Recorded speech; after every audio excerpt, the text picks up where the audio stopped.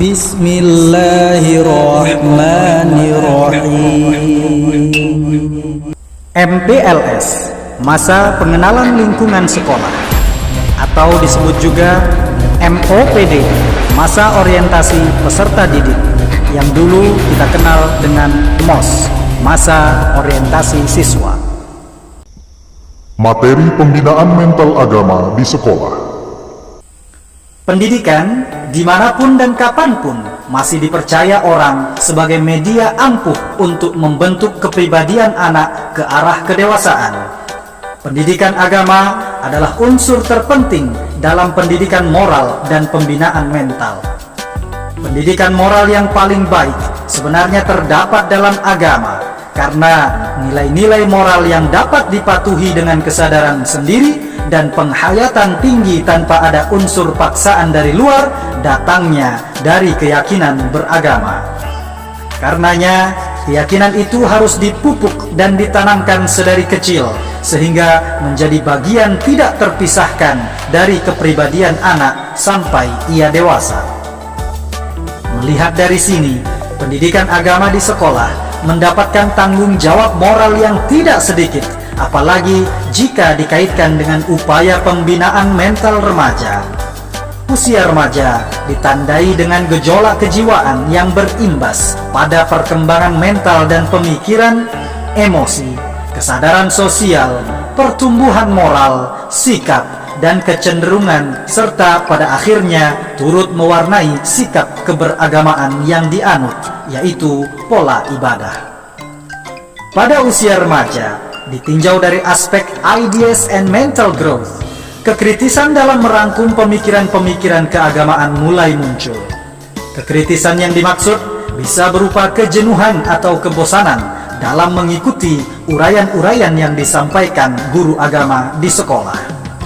Apalagi jika metodologi pengajaran yang disampaikan cenderung monoton dan berbau indoktrinasi. Jadi, mereka telah mulai menampilkan respon ketidaksukaan terhadap materi keagamaan yang dipaketkan di sekolah. Sebenarnya, akar permasalahan yang timbul dari kekurangsenangan remaja terhadap paket materi pelajaran keagamaan di sekolah terletak pada minimnya motivasi untuk mendalami agama secara lebih intens. Dan yang lebih sederhana lagi ialah pelajaran agama yang mereka dapat di sekolah kurang memberikan aplikasi dan solusi praktis dalam keseharian mereka. Apalagi waktu mereka lebih banyak dihabiskan dengan menonton televisi, jalan-jalan ke mall, tentunya sebelum COVID-19 menyerang, dan banyak hal lain yang mereka lakukan di waktu senggang mereka. Meskipun juga kita sadari banyak remaja kita yang melakukan aktivitas positif seperti remaja masjid, berwira swasta, atau ikut organisasi ekskul sekolah, serta mengikuti kursus-kursus keterampilan. Jawaban dari permasalahan di atas adalah kembali pada sosok guru agama sebagai tauladan dan sumber konsentrasi remaja yang menjadi peserta didiknya. Satu hal penting lainnya yang tidak boleh diabaikan oleh para guru agama di sekolah ialah materi pelajaran agama yang disampaikan di sekolah hendaknya selalu diorientasikan kepada kepentingan remaja. Seorang guru agama harus bisa menanamkan keyakinan bahwa apa-apa yang ia sampaikan bukan demi kepentingan sekolah semata, bukan demi kepentingan kurikulum saja, atau bukan demi kepentingan guru agama, melainkan demi kepentingan remaja itu sendiri. Karenanya, pemahaman akan kondisi objektif kejiwaan remaja mutlak diperlukan oleh para guru agama di sekolah. Seorang guru agama harus senantiasa dekat dan akrab dengan permasalahan remaja yang menjadi peserta didiknya, agar mereka mampu menyelami sisi kejiwaan mereka.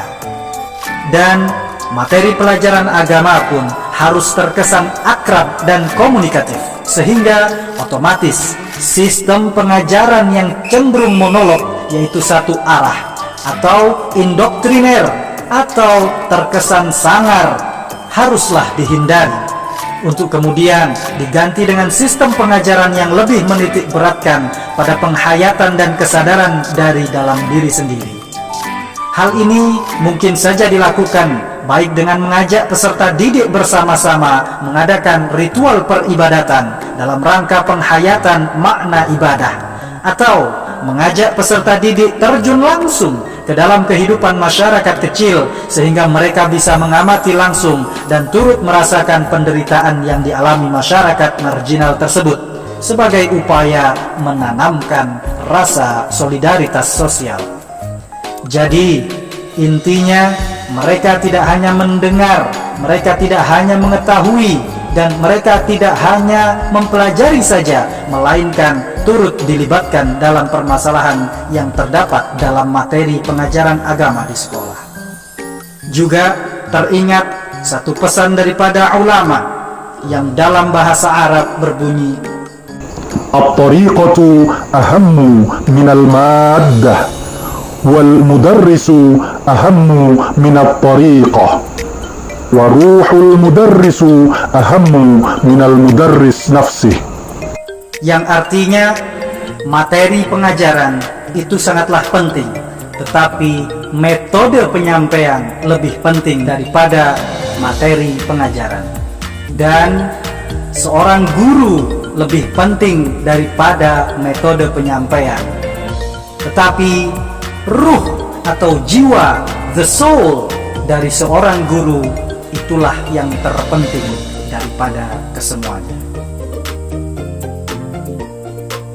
Dan yang terakhir, yang perlu kita ketahui dan yang paling penting adalah keterpaduan unsur keluarga, lingkungan masyarakat, kebijakan pemerintah dan juga sekolah dalam rangka turut menanamkan semangat beragama yang ideal, yaitu intrinsik di kalangan para remaja.